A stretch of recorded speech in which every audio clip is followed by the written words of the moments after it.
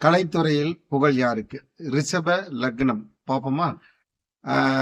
கடகத்துல வந்து சுக்கிரன் சந்திரனோடவோ குருவோடவோ வலுப்பெற்று இருந்தால் இவங்களுக்கு வந்து சங்கீத நிபுணத்துவம் வந்துடும். அது மூலமா பேரும் புகழும் அடைவாங்க.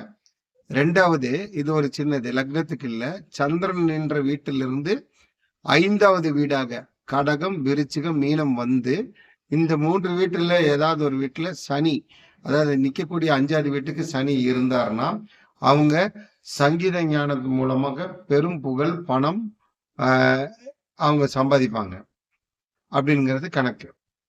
அடுத்தது வந்து நீங்க வந்து இப்படி எடுத்துக்கலாம். சுக்கிரனும் செவ்வாயும் புதனும் சேர்ந்து இந்த 3 பேரும், சுக்கிரன் செவ்வாய் புதன், சிம்மத்துல இருக்கலாம் இல்லாட்டி கும்பத்துல இருக்கலாம். இவங்க பெரிய பரதநாட்டிய கலைஞரா வருவாங்க. இவங்களுக்கு அதுக்கு ஒண்ணு அமைப்பு இருக்கு.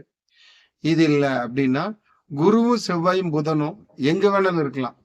ரிஷப லக்னத்துக்கு 3 பேர் சேர்ந்து எங்க வேணாலும் இருந்தாலும் இவங்களும் பெரிய பரதநாட்டிய கலைஞர்கள். இது இல்லாம மிதுனத்துல செவ்வாயும் கண்ணில செவ்வாயும் இருக்கலாம். இவங்க சங்கீத ஞானத்துல இருப்பாங்க.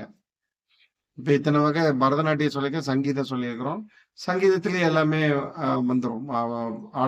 பாடல் பாடுவவங்க எல்லாருமே வந்துருவாங்க. மியூசிக் எல்லாமே வந்துருவாங்க. மீனத்துல போய் சுக்கிரன் உச்சமா இருந்ததுன்னா அவங்கதான் வந்து சினிமா போன்ற சின்ன திரை, வெள்ளித்திரையில வந்து பிரபலமா வந்துருவாங்க ரிஷப லக்னத்துக்கு. ஸோ கலைத்துறையில் புகழ் பெற ரிஷப லக்னக்காரர்கள் நான் சொன்ன இதுல உங்களுக்கு இருக்கான்னு பாத்துக்குங்க.